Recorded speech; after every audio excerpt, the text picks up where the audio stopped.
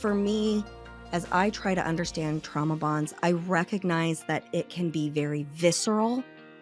It can be almost feral, and that it often leaves us with a feeling of obligation towards another person that can be self-destructive when we lose our objectivity.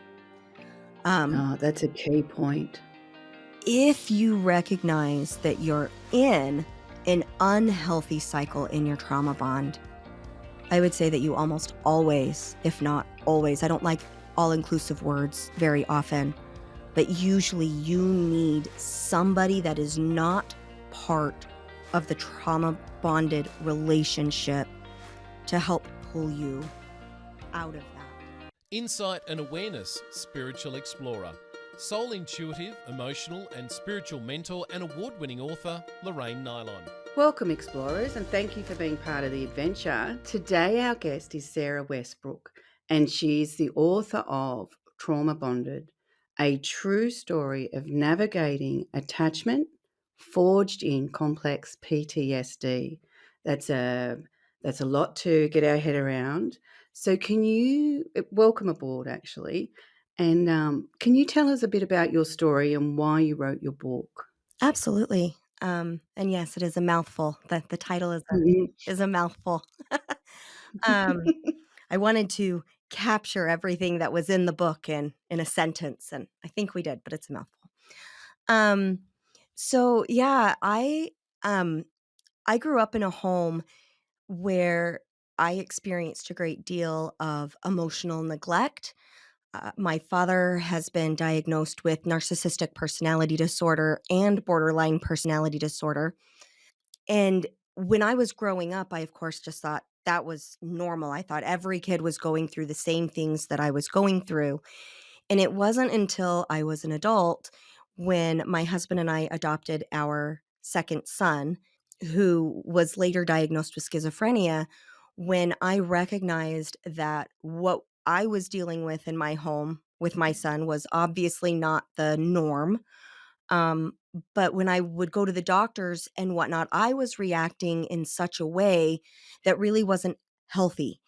And so I was exaggerating his symptoms, which they didn't need to be exaggerated. They were already so severe that me exaggerating them just made me not very credible.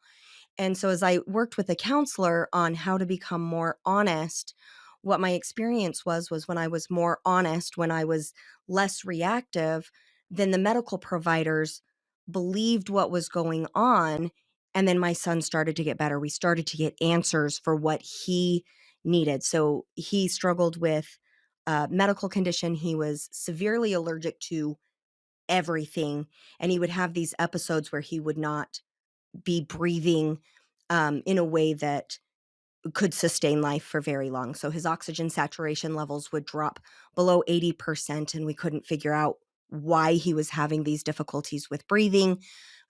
We almost lost him a couple of times. He had to be on a ventilator once. Um, and because I was so reactive, the doctors, I mean, they were being led on a wild goose chase because I was exaggerating the symptoms in such a way that they could not get an accurate diagnosis. And so once I became honest with the help of my counselor, that opened up this world of, let's talk about your trauma. Let's talk about how that has influenced you throughout your life. And it is true that complex PTSD, it if you wanna use the word manifests, but it acts out. You think you're suppressing the trauma, but it's acting out in all these other ways. And if you're not got some sort of self-discernment, you can't tell that that is actually causing you harm. Absolutely. Well, and again, I didn't even necessarily realize I was as traumatized as I was. So just Yeah. discovering that this, what was so normal for me growing up. So things like my father started blaming me for the problems in his and my mom's relationship when I was 2. And I couldn't figure out, why. And so when I was little, I believed it was my fault. And then as I got older, I was like, well, I know that's not my fault, but why is he blaming me? But I still believed that some of the other things that had gone on in my family were all my fault because that's part of that narcissistic piece. And so, yes, it manifests in these really toxic ways that are very off-putting for other people. Like it definitely got in the way of my ability to have healthy attachments with my in-laws or with my peer group because I wasn't believable. I was acting in ways that made everybody uncomfortable. And so I had to first learn how to attach to myself. I had to learn how to be honest with myself, and just recognize how that chronic emotional neglect and then being blamed for things throughout my entire life that I wasn't doing things that made absolutely no sense, how that impacted Yeah, I me. like how you said, "I had Yeah. to learn to attach to myself," because when we do have traumatic childhoods, and it may not be, people think trauma and they think one big event, Mhm. or um, our heads go straight to sexual abuse and that kind of thing. But it can be just bullying, consistent bullying, name calling, and that's enough to traumatize you.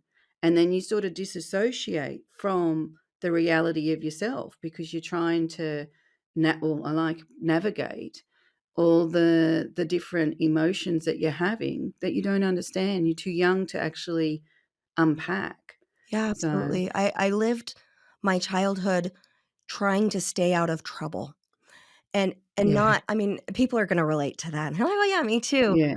But what I'm talking about is I stayed out of mom's way because it didn't matter if I did it the way I was told or the way I wasn't told, it was never good enough. I was never I don't remember getting very many, atta girls. It was very toxic. My mom was a yeller. And so everything from I couldn't find my shoes to I wasn't eating fast enough to I did the dishes, but one of them wasn't cleaned enough.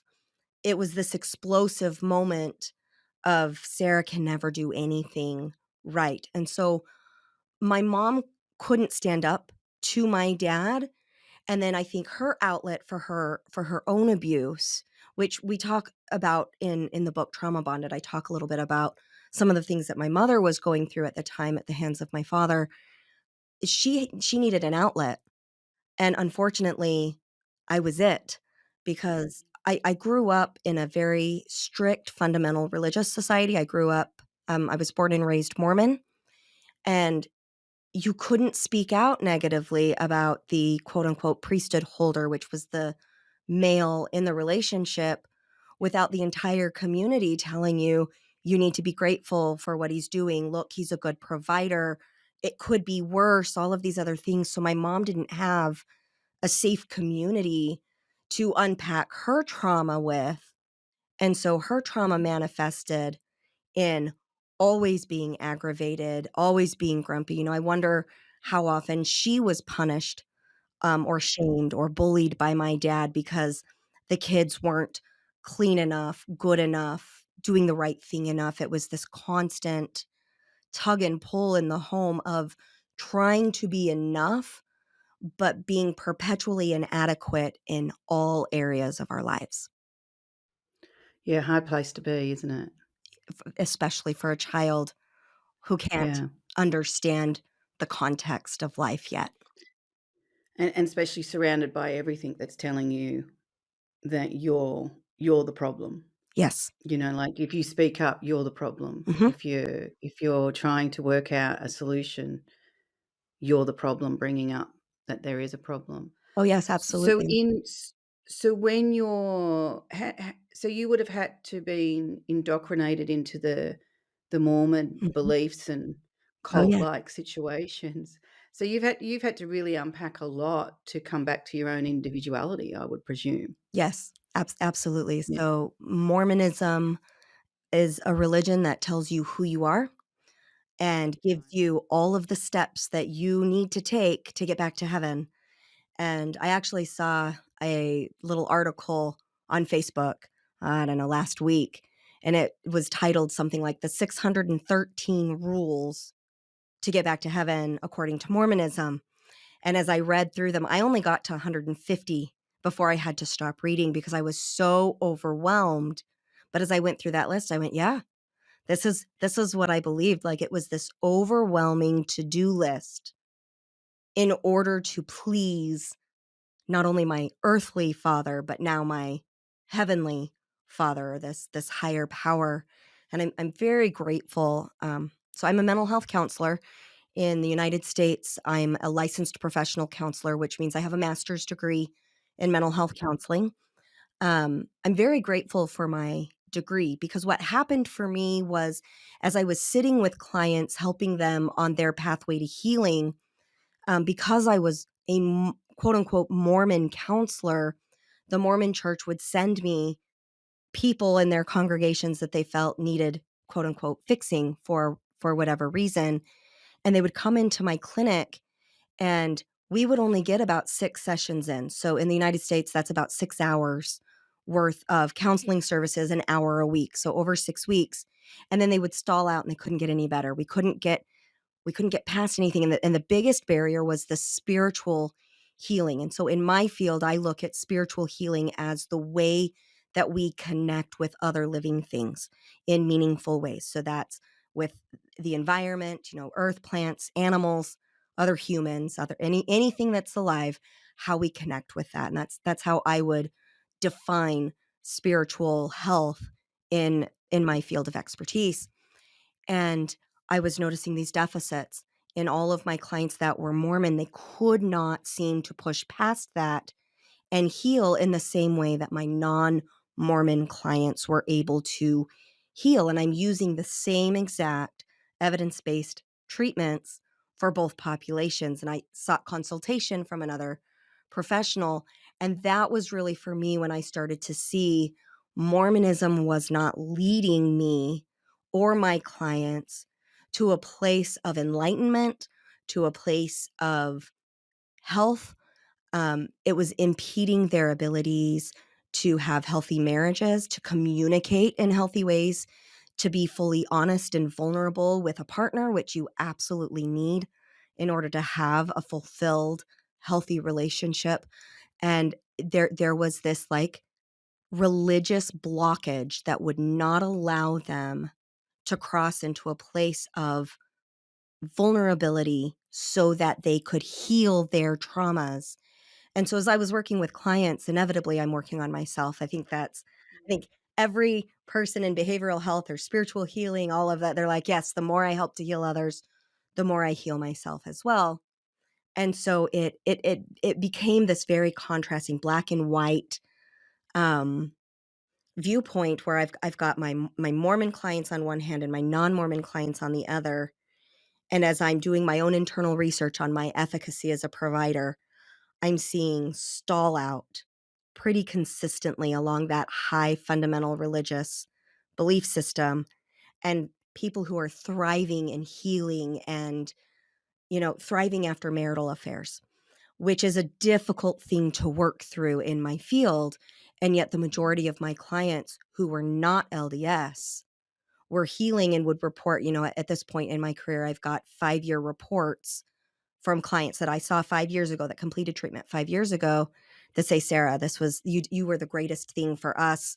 We are doing great. We've never been better, and we've maintained that." And then my LDS clients were like, "Yeah, we're still struggling with the same things over and over and over again." And so it was just this, as I compared and contrast that, I really started to question my religious beliefs because I wanted, at first it was, what's wrong with the culture that is causing this stall out?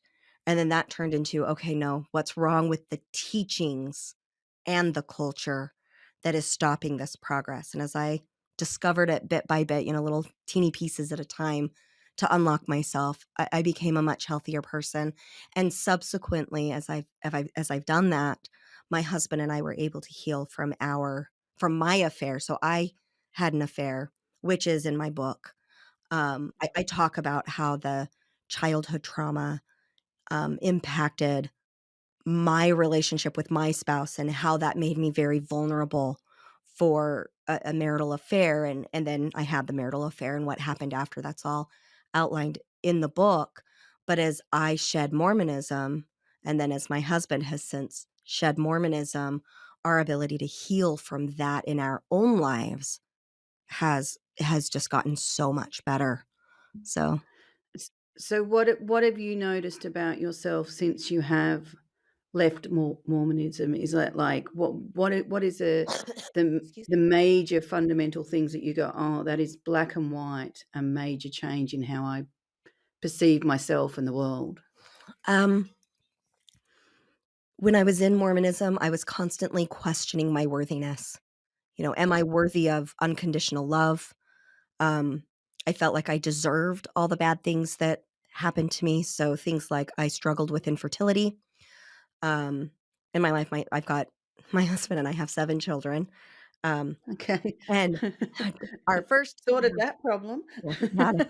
Well, we're Mormon, and Mormons have a belief that you need to have as many children as you can so that you go absolutely insane and continue to depend on the Mormon Church for survival. Now, I'm being a little bit sarcastic. Um, no, You're so allowed. my oldest 2 and my youngest 2, they are adopted, and 3 of my adopted children have some special needs. I've got 2 children that are on the autism spectrum, um, and whatnot. But I remember in Mormonism thinking, oh, you must have some infertility because you had premarital sex when you were in high school, which again, when we talk about traumas, you can read about that one in the book. Um, I questioned, oh, I cheated on my husband, therefore I deserve this emotional distance that we have for years and years and years. There was no allowance for me to just be human.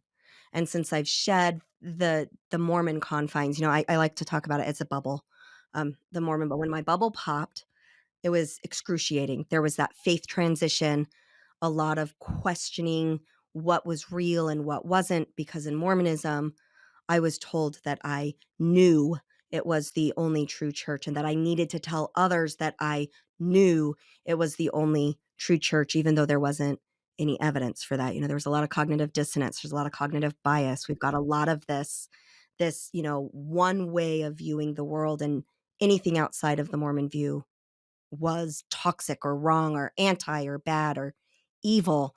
And so as I was going on that journey, there was a lot of, oh, I've read this thing that's not published by the Mormon church that's critical of the Mormon church. Oh my goodness, I've let Satan into my life, and that must be why I'm feeling uncomfortable, rather than understanding, no, you're just challenging previously held belief systems, and you don't really know yet what to do with this new information. And, as I learned to lean into that discomfort and reason it out using scientific based methods, and what felt good or resonated inside of me differently, that I actually became a much better, stronger, wiser human, um, which I think manifested most in the way I was raising my children. Um, Yeah, that's good. Yeah, because it makes a difference when you are parenting and you see some of the toxic traits mhm, starting to come out in yourself, which you generally swore you would never do, right. and because it's so ingrained, we do it. So it then is an opportunity to go, "Hang on, that's not where I wanna be." And breaking down indoctrinations is huge, and it doesn't and that's why, even when people are bullied and things like that, they become indoctrinated beliefs. Mhm, So they're all really hard to break down, but essential if you're going to feel the truth of yourself. And I love that you started looking for what you resonate with, because that's what I tell my clients. It's like, does that resonate with you? And if they say yes, it's like, right, now tell me why. mhm, Like, don't leave it like that. Like, let yourself explore it. That's why I call it spiritual explorer, is because the more you explore something and go in there and go, I agree with this, I disagree with this, but here's my reasons why, the mhm. greater your understanding of yourself. And, in one form or another, we're all unpacking our childhood histories, our former relationship histories, whether that's partner or friends or etc. And that's how we can find our stuff. Yeah, I love So, that you use spiritual, what did you say? You said spiritual explorer. explorer. I was gonna say wanderer, and I was like, that wasn't the right word. Spiritual explorer. In my practice, I use the word remaining curious, so that Yes. resonates with you. what resonates with you? How is that impacting your life? Let's stay curious. So that way, rather than saying that resonates with me, therefore it is quote unquote true, we use more flexible language. So that way, as life moves on, if something else comes up that's a better fit for us, we can allow that resonation. I don't even know if that's a real word, but I'm going to use it. Yeah, I like it. Yeah, Sarah makes up I'm gonna use her it later own too. words all the time. But the ability to allow other things to come in and impact us in positive ways, or for us to be able to say, what worked for me 3 years ago isn't working for me right now. And that's okay. Yeah, So that we yeah, have this lifelong growth. My motto in my counseling practice is learn, grow, become. And it's a constant cycle. We're always learning, we're yeah, always growing, and we're always doing our best to become our most authentic true self. And so yeah, I love that. I might steal that. yeah. Spiritual That's fine, explorer. you go for it. Actually, it's interesting because I use reconnect, which is really, what you're saying is attaching to yourself, understanding yourself, and recover, because we've all got these wounds that, they hide in the shadows, they hide in the places where we don't wanna look because we don't wanna revisit the pain. But once we revisit the pain and really, really unpack it and find what we can learn from it. I always say, look at them as opportunities. All of a sudden, that recovery process opens doors to your own understanding, not necessarily extreme life changes, but just to your own understanding, and then rejuvenate your zest for your curiosity, your sense of self. Mhm, What life's providing you. And I think one of the things we forget is the trauma bonded. A lot of the time, we're trauma bonded to ideals and beliefs, mhm, and we don't realize how much trauma they're actually creating us. If you're living your whole life thinking, I'm a problem, there's something wrong with me, I can't get this right, hey, I'm not going to get through heaven's doors. They're telling me I'm doing this wrong, I'm doing this wrong. So everything fundamentally around you is telling you you're a failure. yeah, well, in Mormonism, what I was taught was sexual sin is second only to cold-blooded murder. So when I Right. had yeah, see, she's laughing. Yeah, yeah, It was yeah. Yeah, I serious. didn't grow When up I with was it. 16, that was a very serious thing. Now I'm 42 and I'm gonna laugh with you, but that is what I was taught, and so one of the stories that is the main theme in my book is I was 16 when I became sexually active, and my parents found out, and they were very unhappy, and then you see this long-term narcissistic abuse, and then in 2004, due to very unconventional, like a statistical impossibility, and yet it was possible. I end up 10 doors down the street from my high school sweetheart. Thank you, United States Army. Um, like I said, statistical improbability. And he and I had an affair. And so when I'm 16, I commit the sin second in severity, according to Mormonism. And then when I'm 23, I do it again. And then when I'm like 36, 37, 38, I did it again. And so here I've got this pattern of why do I keep going back to this partner despite the fact that it is incredibly harmful to my family, to my husband, who he and I have been married for 25 years now, to my children, and to this gentleman as well, and to his family, and to me, and it's just all of it. And I knew that I knew better. It wasn't what I necessarily wanted, but I couldn't stay away. Why was that? And that is because that trauma bond attaches us in really unhealthy ways to people who we were either harmed by, harmed with, or that we caused harm to.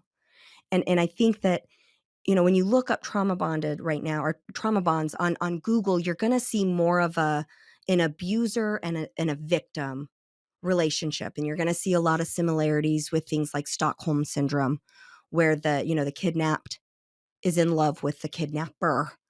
And Mhm. and trauma bonds are a lot more complex than that. It's not just the abused and the abusee's relationship. It infiltrates every relationship that you will have in the future, and in some ways, in beautiful, glorious ways, and in others, in horrifically toxic ways, and everything in between. Yeah, and I think one of the things that isn't talked about enough is that when you are trauma bonded to say your history, you know what I mean, your belief system and all the rest of it, and you know, basically can break it down to that sense of victimhood, you know, then that becomes very familiar to you. Mhm, So the illusion is that kind of, you know, you can go off and meet a new partner and people can come out of traumatic experiences and then go and, you know, end up with another partner who traumatizes them. And it's because it's familiar to you that your radar's not going off. You know, someone that hasn't had that experience, they last 5 seconds with people like that. They're like, "I'm not wasting my time mhm, with that." yeah, Where people that have been in those kind of relationships, narcissistic parents and all that, are training you to tolerate all these different kinds of behavior that you think is normal, and a lot of the time you're actually trauma bond to the way that you survive it. mhm, You know, like you're bonded to this sense of survival, so you keep acting that out. yeah, And it doesn't make sense to you why you keep gravitating to those types of people, those types of experiences. right, But yeah, it's to do with our inner compass and radar. yeah, But we think that trauma bonding is just someone coming into our life and treating us badly, and then, you know, we try to make it work. But yeah, it's very complex. yes. So In my field of study, you know, we call it from the neuroscience perspective, our brain hates change. We don't like it. Anything where there's going to be change, even though we're like, "Ooh, I want things to change," as soon as we're confronted with the change, our amygdala, which is the survival center of our brain, will activate and send off all of these warning bells like, "Oh, no, no, no, you don't wanna do that. That's uncomfortable." It doesn't mean it's good or bad. It means it's uncomfortable.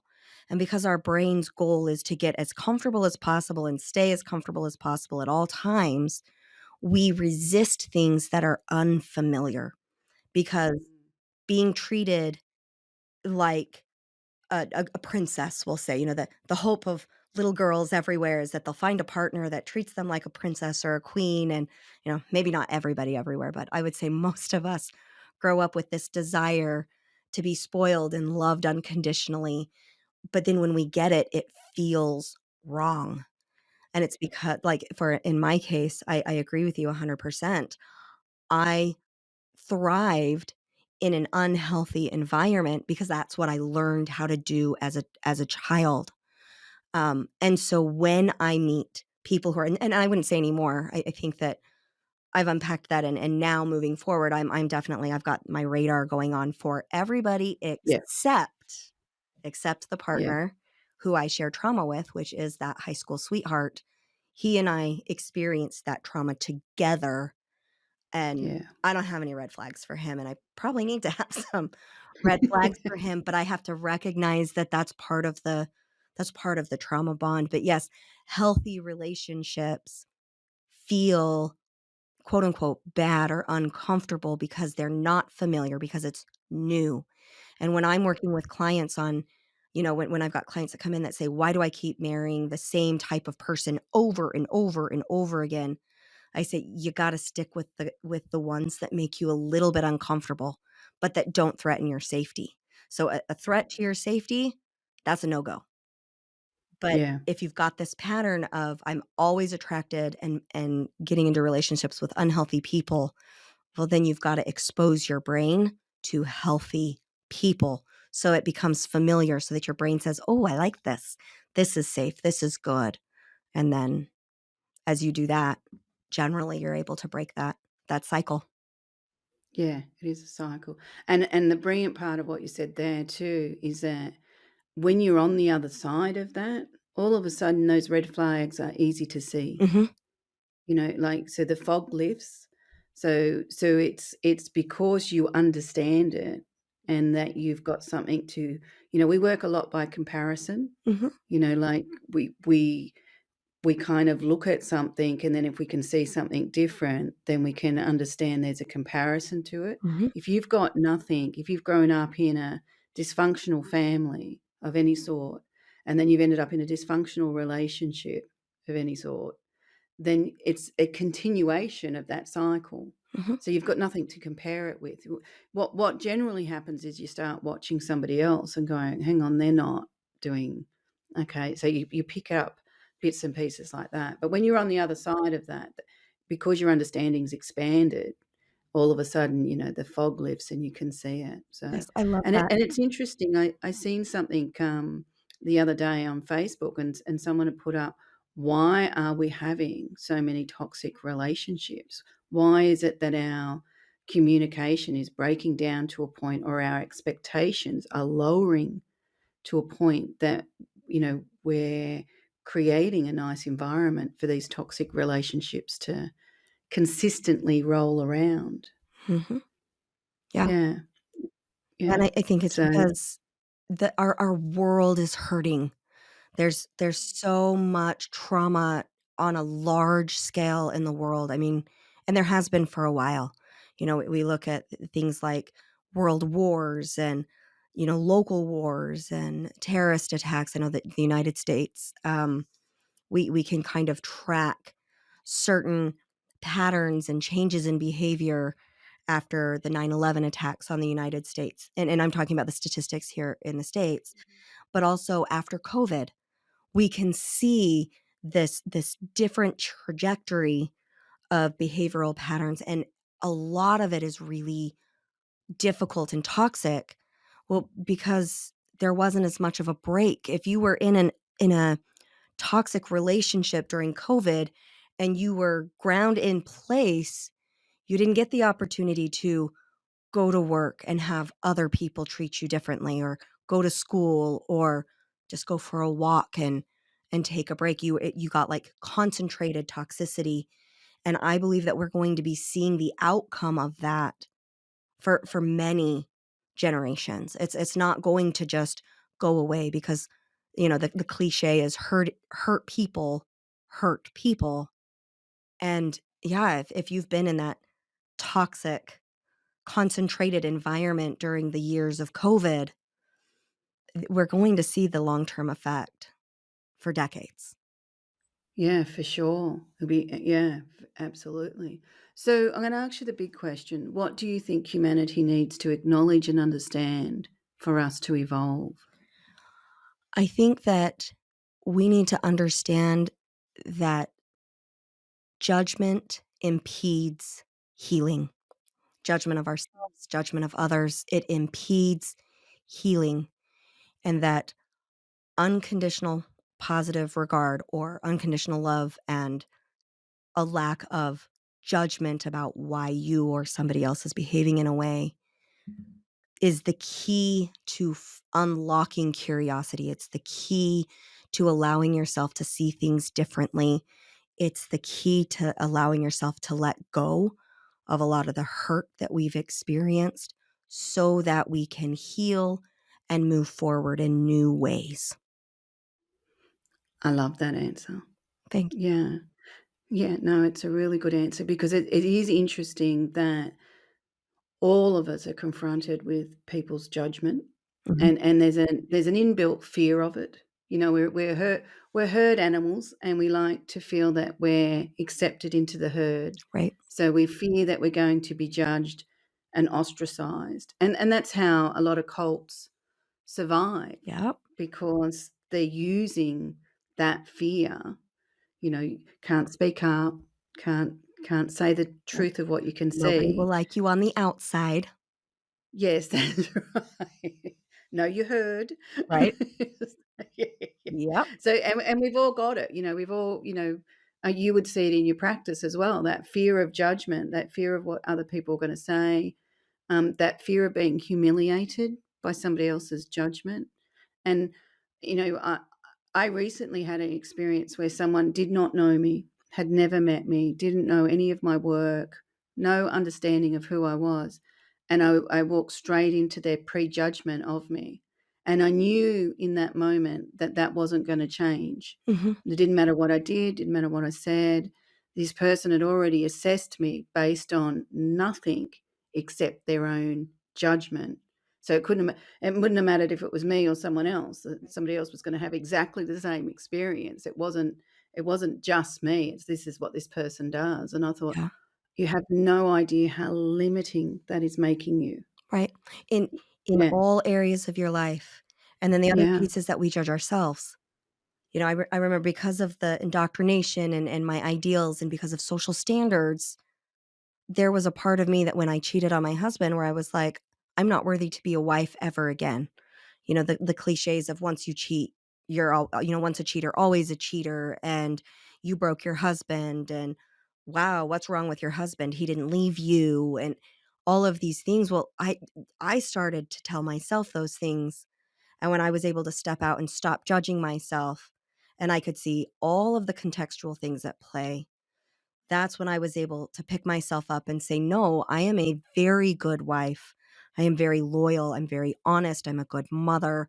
I am worth being treated well. I am worth being loved. And I'm going to stay with communities and friends that have those same ideals because I don't want to surround myself with people who think less of me because I responded badly a few times." So Yeah. not only is it shedding the judgment of others, we need to stop judging others and we need to be able to shed the judgment of others. But I also have to learn to quit judging myself. I need to start learning how to listen to what's going on for me and working to understand why I'm behaving in a way that goes against my morals or my values.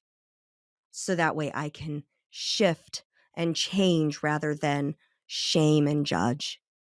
So Yeah, definitely. Because the shaming and judging, that's what bonds you to your trauma, it does. that regardless of what your trauma is. You can let the bond you can break that bond when you hit a place that you understand why it's there in the first place, and Yeah. that you most likely are doing the absolute best you know how to do at any given moment. And so as you gain new tools, generally you do better, and that's the natural, normal human process. So, yes, I love that you can shed your trauma bonds through Yeah. through this method, yes. Yeah, definitely. And it's interesting is that the fundamental point there is that you've got to understand what what your trauma was, how it's affected you. Mhm. If you don't understand those 2 fundamental things, maybe not to the full depth, but at least understand the basics of that. Otherwise, you don't go anywhere. Right. So, I had to yeah.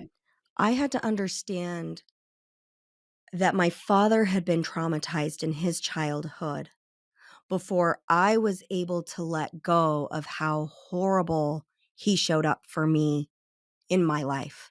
Like, I couldn't let go of the pain of being a victim of my father's narcissistic abuse until I was able to say, "Well, what led to him functioning in such a harmful way? Oh, I don't need to understand all of the pieces, but to go, wow, my father was a victim of chronic childhood abuse." Was he a Mor Did he grow up in a Mormon family too? Um, I'm gonna say, his parents were Mormon, but he was never really active. He went to the Mormon church with his mother I'm sorry, with his grandmother, but his mother and his father were not active Orthodox Mormons, so he had it kind of in the background. My grandmother and I'll share a little bit of her story. She's deceased, so I feel comfortable, sharing. She had a struggled with sexual addiction, and my father's parents divorced when he was 9, and my grandmother went on to have a new boyfriend in the home, I'm gonna say about every 6 to 12 weeks of all of the years that my dad was growing up, and so, unfortunately, many of those men were physically abusive, sexually abusive, Mhm. abusive to his mother. The amount of abuse and trauma he saw as a child far surpasses mine, And so one of the things that he's actually said to me that has been very harmful for me is, "Well, you have no idea how good you have it," because he was comparing his Yeah. childhood to mine. Now, he is correct. He did a much better job raising me than his mother did him, and his mother would not allow his father to be a part of the life, and that was back, so let's see, 60s, 70s, and 80s. In the United States, men did not have real rights to their children. Like, if the woman said, "This is what the guy is doing," the man was, "Here's money," and my grandmother was very successful at pushing my grandfather out of his children's lives. I think the only one that he had a relationship with after the divorce was his oldest daughter, who was old enough to understand a little bit better what was going on, but my father was not able to understand what was going on. So he did better with me than my grandmother did with him, for sure. But his best was still toxic, and his Yeah. best was still harmful in a way that has that long lasting impact. And I think really where he struggled with that is that he never took the responsibility to face his own demons in order to get to a place where he could do better. I know he's tried, as he's in his, 60s, 70s now. He's tried, but it's very difficult, and he is now very Orthodox Mormon, so I'm certain that a lot of that Mormon structure, people who struggle with a lot of trauma crave structure, they crave a to-do Yeah. list. It's like, "If I just do these things, then I will be safe, I will be good, I will be happy, I will have joy, I have a sure place in heaven." And Yeah. unfortunately, the Mormon Church creates that, but when they create that to-do list, it stops growth because Yeah. it's limited. It's very limited. Yeah. Definitely. Do you have a relationship with your parents now, or you? Um, my no, I do not have a relationship with my father. Um, I had to terminate my relationship with my father when he started to pass the abuse on to my daughters. Um, Okay. Yeah. so at Yeah. that point, I tried before that. My dad does very good with small children who agree with him and think he is king of the universe. He was an amazing grandfather to my children when they were very young. Um, he started to really struggle with, so my oldest daughter is now 15. So he started to struggle with her when she turned 11 and started to have, normal preteen sass and attitude, and she was talking I like back, that you're smiling when you're saying that. Normal teenage sass. normal teenage sass. And then my 4-year-old, so she was 4 at the time, she's 9 now, she's on the autism spectrum, and she swiped a chip off of her brother's plate, just a tortilla chip off of her brother's plate and popped it in her mouth, and my dad flew out of his recliner, jammed his finger down her throat to pull that chip out, and he bloodied her lip. And when I addressed that with him, in the beginning, I yelled at him, and then afterwards, when I tried to address it with him, it just got uglier and uglier and uglier, to the point where we tried to do some family counseling and some healing, and that counselor ended up saying, "Sarah, it's just gonna continue to get worse." And then my husband and I put a lot of thought and contemplation and pondered it quite a bit, and we were like, "Yeah, it's time to go ahead and cut contact." And unfortunately, my mother and my relationship was collateral damage in that, because when you're married to a narcissist and you're talking to somebody who is the quote unquote enemy, he would bully her consistently, and I had to say, "Mom, I cannot participate in your bullying anymore. I can't talk to you if I know that as soon as we hang up the phone, you then have to deal with dad." And so I have not had a relationship with my parents in over a year now. Um, Yeah, which isn't an easy thing to do, you know what I mean? Like, it is even, abusive parents, there's something so ingrained in us mhm. that, we want those relationships. So that's not an easy thing that you decided to do, but, But it is about breaking the cycle for the next generation it too. has kept my babies safe. My Yeah, children are doing much better now that they don't have that pressure to perform the way that they have to be loved by my father, and I don't think I realized just how hard that was on them until I said, "I'm not gonna talk to him anymore," and it was like all of my children just had this huge sigh of relief, and that was really hard. My oldest and my father had a very close relationship until the last couple of years when my father was trying to get my son to choose between his mother, me, or his grandfather, and my son was like, "My mom's not like that. My mom's not like that. Papa, why are you saying this?" Like, he was raised in an environment where it was safe to disagree with the authority figure, and he did, and I think that that's negatively impacted his relationship with my father. He does not have much contact. He has not cut contact. He's an adult. So I'm gonna Yeah. he gets to manage that the way he needs to, and I will respect his boundaries. Um, so he hasn't But cut all he contact. obviously has a secure foundation within himself Mhm. to know when to, disregard Yes, what, and he does not do grandfather. he doesn't do Yeah, drama, he doesn't pick sides, that's not he doesn't want yeah, any of that, and the more he's pushed into that, the more he says, "I'm limiting this contact because that's not healthy."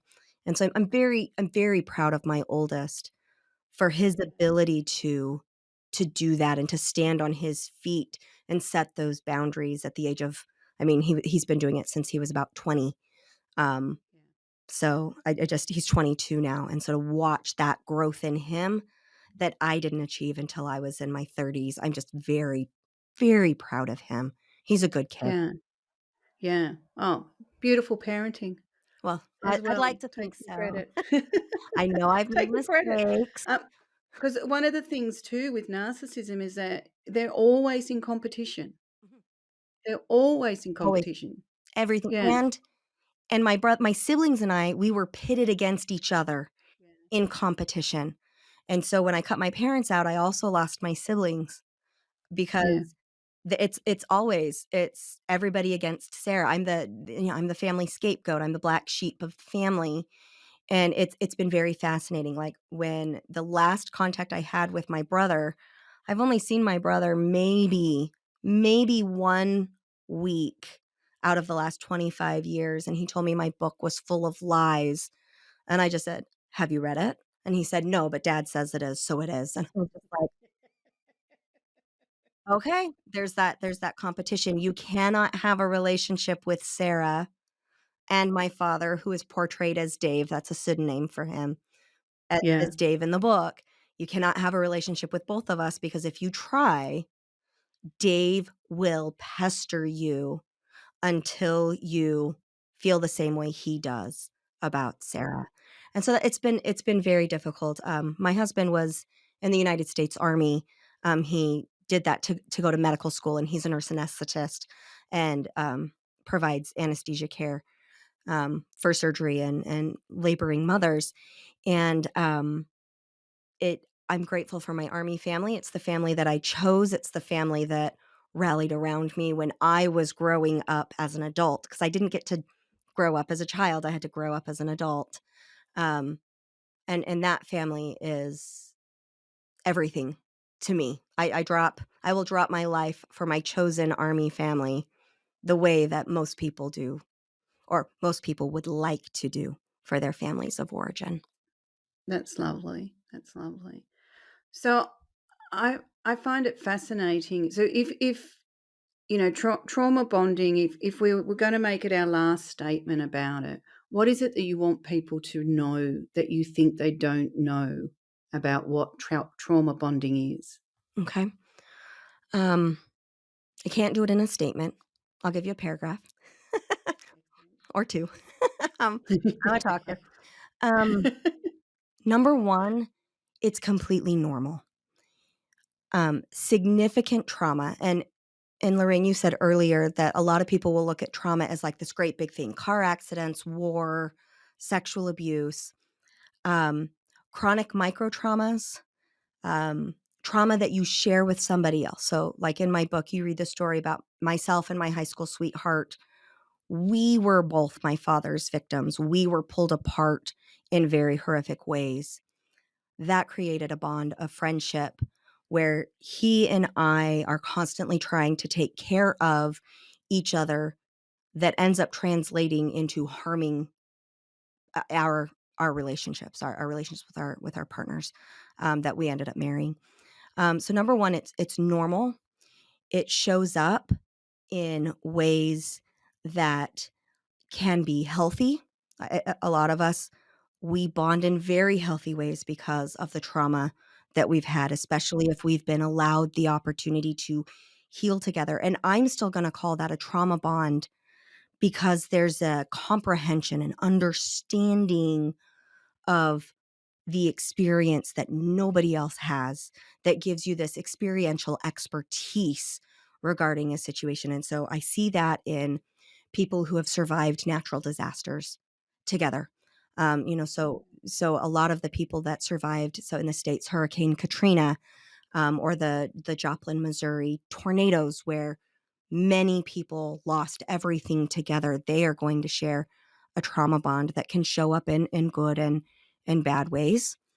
Um, and that all One of the negatives with that is if you have people that have, bonded over a trauma, and then one person starts to really heal and come out of the trauma, the other person can feel so threatened by Mhm. that, that you can have this where it's nearly attacking the person Yeah. that's moving out. Generally, the person that's healing is trying to bring the other person along Right. and is trying to impart what they're understanding and all the rest of it, but you do get that a lot, and that can re-traumatize the person that's actually doing the work to heal as well. It's just one of those things Right, that because does occur quite a lot. sometimes the healing inspires both or the Yeah, party that was traumatized the other to heal together. And yeah, other times, somebody's just not ready for it, and you're correct. It's like, "How dare you leave me behind?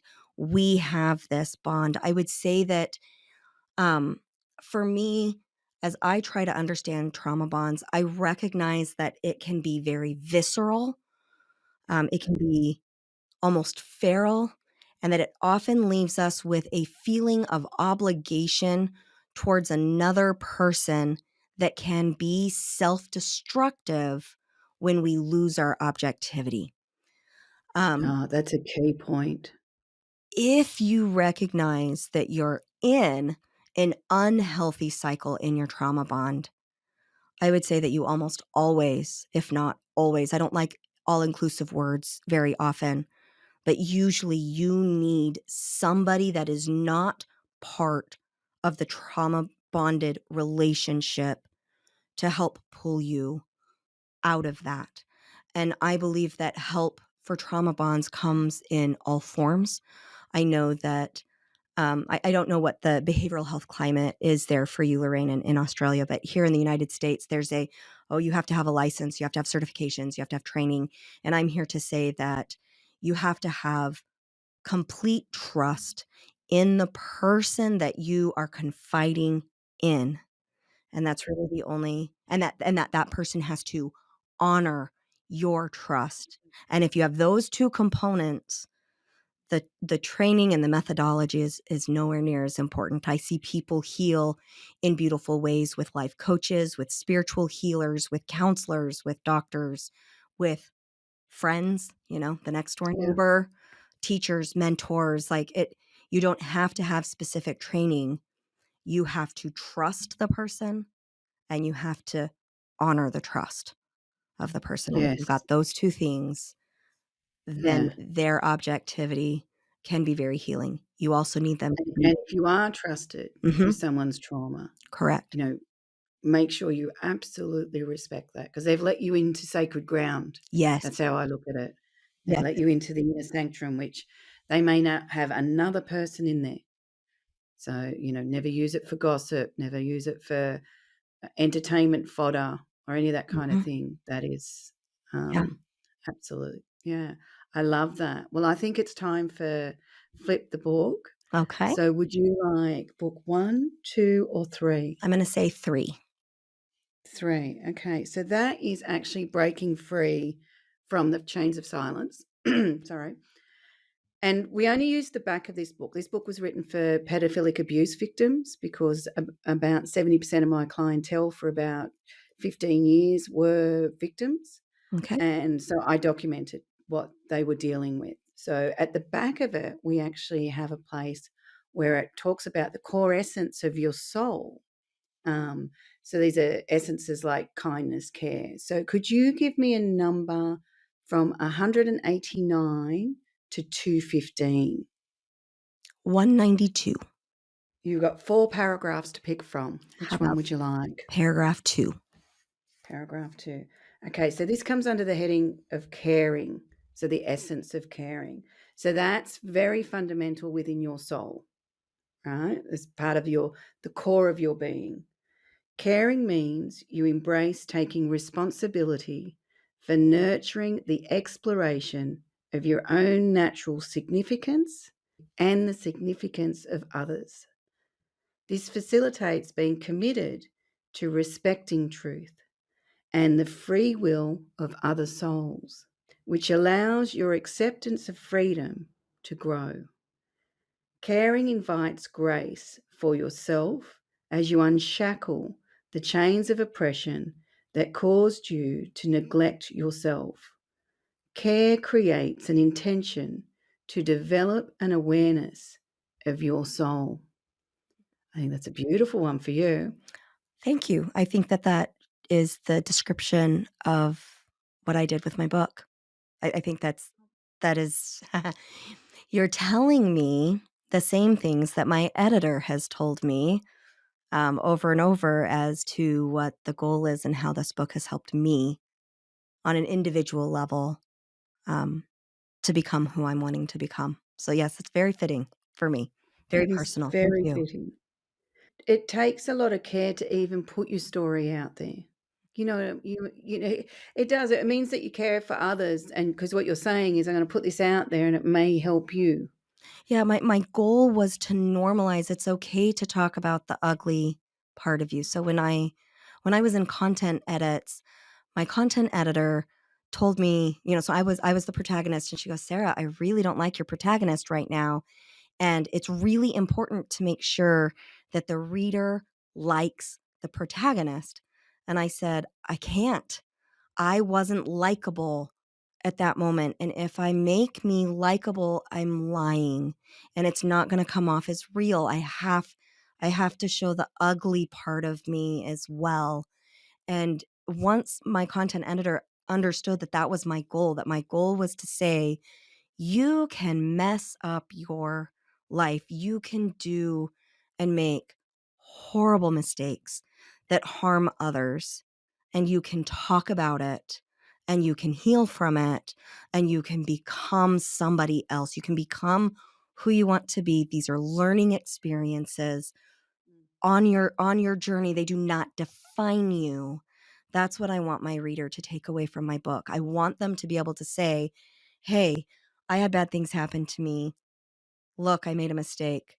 Look, I'm still accountable for that. Even though these bad things happened for me, I still hold accountability for that, and I've got to put in how my trauma showed up for me and how my personality showed up for me and how my characteristics showed up for me and my part and my own choices in this, and then as I own those choices, then I can heal." And that's what Yeah. I wanted my reader to see, that it's okay to be ugly and still be of value. That was my goal. Oh, that's brilliant because it is, caring means you embrace taking responsibility for nurturing the exploration of your own natural significance. That's it in a nutshell, is that you just, yeah, honestly turning up, taking responsibility, and they are just experiences. And beneath all that trauma was the person that you are now. Right. You know what I mean? It's Those not like that few wasn't there. moments those few moments Yeah. were excruciating for me, for my husband, for my affair partner, for his wife. It was excruciating, and I wish I could have learned the lessons in life that I gained without that harm, but I couldn't have, and I think all of us, so all of us who are still living, my affair partner's wife passed away, from breast cancer, which is just heartbreaking.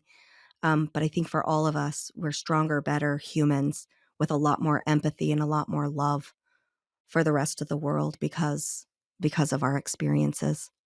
So Beautiful. thank you for that. That's lovely. Yeah. Thank you. I've enjoyed the conversation. So have I. It's been an honor and a pleasure.